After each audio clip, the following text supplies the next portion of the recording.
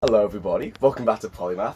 My name is Dan, and today I want to ask you, why do coups and civil wars keep happening in underdeveloped states? And I'm going to try and answer this, but I'm not going to be answering this using my opinion or some kind of hot take. What I want to do is talk to you about political science and state formation. And what I'm going to be doing here is, instead of just giving you my thoughts on this topic and just asking you to take my word for it, I'm going to be relaying to you a scholarly consensus about how experts think this process happens. So, coups and civil wars can happen in one-offs in a state for many reasons. I mean, America famously had a civil war, but it hasn't had many civil wars, and it hasn't had any military coups. And when a state repeatedly has coups and civil wars, then that points to the cause of it not being some act of contingency, or rather a specific issue as it was in the USA, but rather a deeper underlying problem with the infrastructure and the architecture of the state itself. If a polity keeps experiencing instability, then there has to be a pattern, and the underlying cause has to be the polity itself. So the reason why this keeps happening, so for example, in many sub-Saharan African countries, states repeatedly are faced with coups and civil wars and instability, and that contributes to why many of these states are very underdeveloped. And when we analyse the cause of that, a big cause of that is the fact that these states aren't strong. So what does that mean? What do I mean when I say a strong state? The key thing to understand is that what we tend to colloquially think of as a strong state and what is actually classified as a strong state in political science are very different. So what a strong state actually is not a dictatorship or a totalitarian regime. A strong state is a state that can properly enforce its authority. That doesn't tell you anything about what it wants to do with that authority. It doesn't tell you about whether this will be a dictatorship or a liberal democracy. A strong state is just a state whose rules get followed, essentially, whatever those rules are. So a state itself is classically defined as a polity which has a monopoly on legitimate force. So even though crimes may happen within a state, they're not legitimate, they're to be punished. Whereas the only agents in the state capable of exerting legitimate force, so a soldier or a policeman for example, are agents of the state. There's no locus of power within that state, for example a feudal lord or a paramilitary group or a rebellious general, that can legitimately exert force as a non-agent of the state, as a sort of opposed power source to that state. So what a strong state is one which just effectively exercises that monopoly on legitimate force. So an authoritarian state in reality, so what we think of as a strong state, when we think of a strong state as being a dictatorship or a totalitarian regime, that's actually a separate construct. What a state does with that authority is completely different to how well it enforces authority.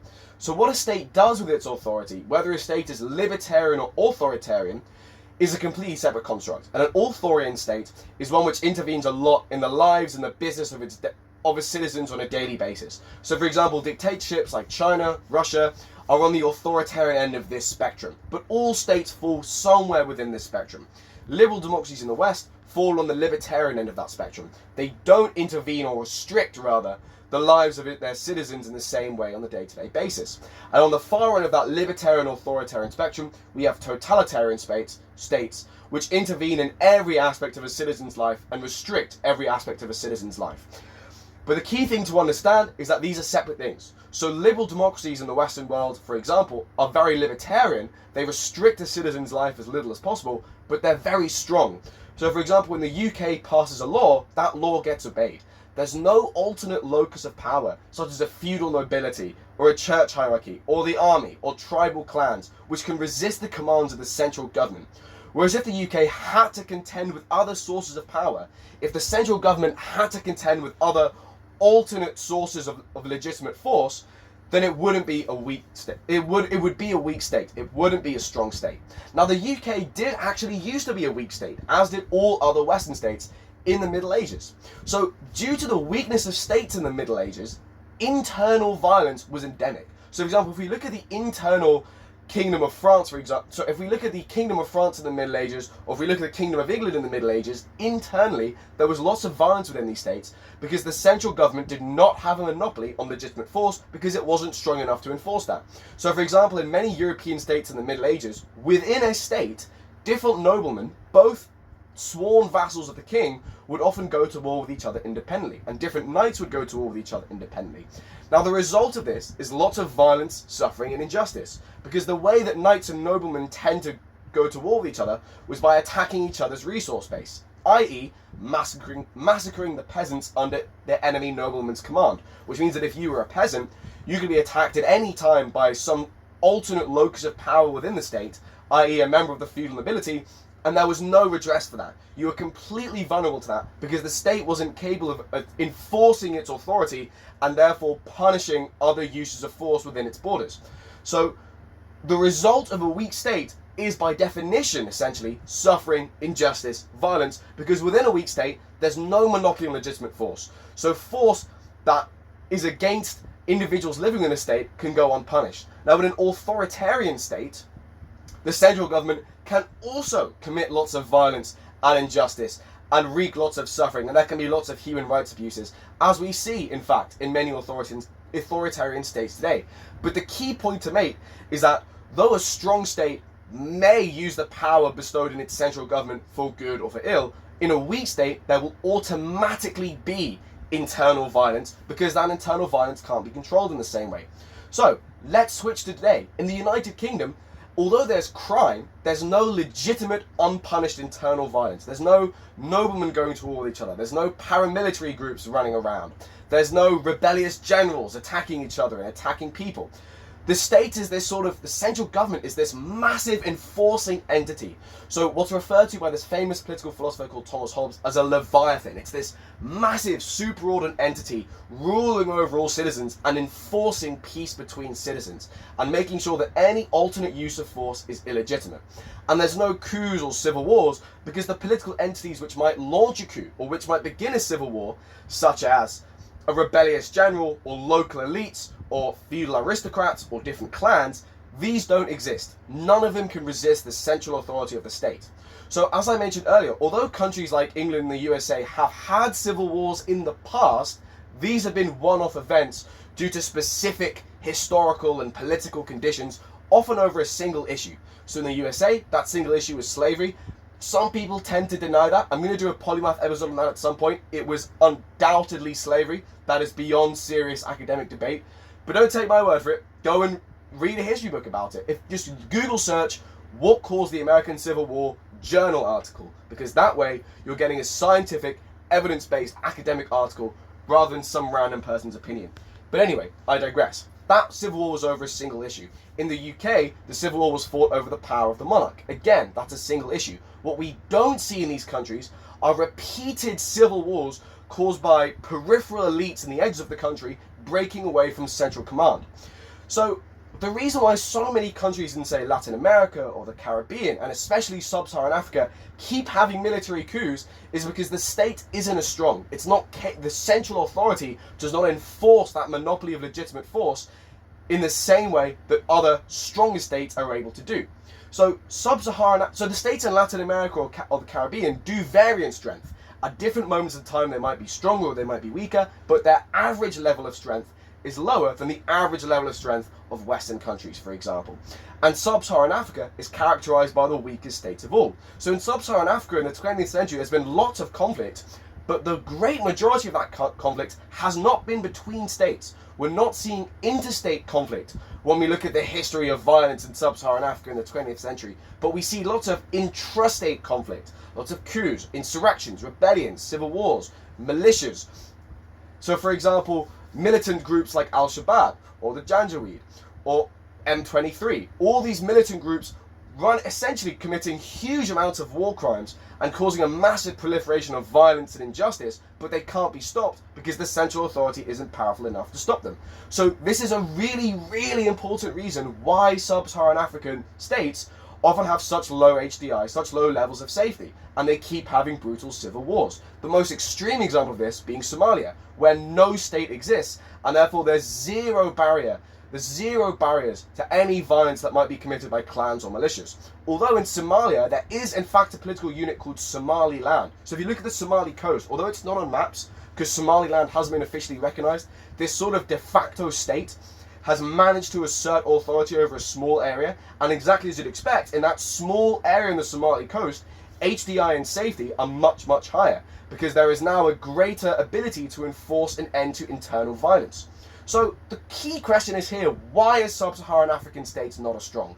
So I'm going to do a whole nother Polymath episode about this at some point, because this is a really exciting topic and there's a lot we can talk about it. But the key thing to understand is that this has nothing to do with any inherent property of sub-Saharan Africans. There's no ethnic or genetic or innate explanation for this at all. Scientific evidence repeatedly shows that different ethnic groups, different groups of humanity are not innately different. That isn't real. Human nature is constant across all humans. Depending on the environment that people are in, and that can be their physical environment, their social environment, economic, political, structural, different aspects of that human nature come out, and human beings behave differently. So what we see is that the conditions of sub-Saharan Africa, the environment which within that region is conducive to weak states forming, and that environment forms an impediment to the development of strong states, which is the exact opposite of what we see in Western Europe, where the conditions of Western Europe are very conducive to strong states forming. So, for example, one really important thing to talk about is the fact that in sub-Saharan Africa, there's a super low population density. The ratio of labour to land is very stacked in favour of having very little labour, lots of land. The ratio is sort of in that balance, which is exactly the opposite of Western Europe. Western Europe is a very small area, which means that it's much more dense in population, which means that when European states went to war throughout the second millennium, and indeed in the first millennium, they did so for territory, because that was the scarce resource, not labour. And due to that constant war, this forced states to consolidate themselves. It forced states to reinforce their borders, to build defensive structures, to build physical infrastructure across their countries, to build the administrative and judicial infrastructure that's needed to consolidate a central government's authority. And this was really, really costly, but it was undertaken as a necessity because throughout that whole period in Western European history, polities were constantly going to war for territory. So it forced the consolidation of strong states. Whereas in sub-Saharan Africa, pre-colonial African states didn't do this. Because of the massive amount of land relative to the amount of available labour, when pre-colonial sub-Saharan African states went to war, they did so to capture people. For example, to capture slaves or women, or other sources of movable capital like cattle. Because the scarce resource in an area of super low population density is people, not land. But because that constant war for territory wasn't a thing in sub-Saharan Africa, there was much less of an incentive to centralise the country and to extend that physical infrastructure all the way out, away from central authority to the borders, because there are no clearly defined borders. If polities don't compete for territory in the same way, the incentive to form clearly demarcated borders and to expend the capital to defend those borders and establish government presence there doesn't exist. Those incentives don't work. So the costs for consolidating a state are really, really strong. You have to get civil servants, you have to get law courts, you have to get policemen, you have to build infrastructure, you have to overcome the powers of local elites, often using force. If states don't have the incentive to do that, they won't do that. And it so happens to be that the conditions in sub-Saharan Africa are not conducive for those incentives to be there, whereas the conditions in Western Europe were conducive to incentivizing centralization and the expansion of state authority. So there's lots and lots of other reasons why many sub-Saharan African states tend to be underdeveloped and why there are weak states in many of these regions. We'll go through that in a separate episode. The point of this episode is just to discuss what is a strong state, why is it important, and how can that explain some of the persistent instability that we see in underdeveloped regions. The exact reasons of it, although I've given you one, we're going to explore at a later time. The key thing I want to impress is that it's just nothing to do with the inherent qualities of people living in different regions. It's about the regions themselves and the political geography of those regions.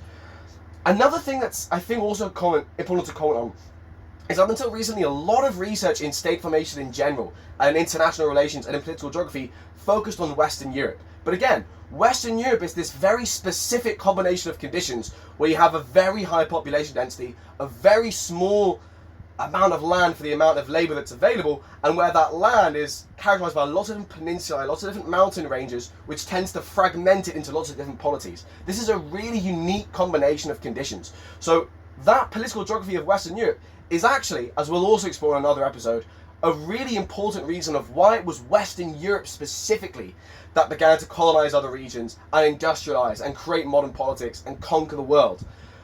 But more on that later. The point that I'm just trying to make is that this is a very specific set of conditions. So if we build theories on state formation based on Western Europe alone, we're not really getting the right answers at all. So it's completely illogical to focus on Western Europe because it's this tiny minority of states and it's subject to very unique conditions.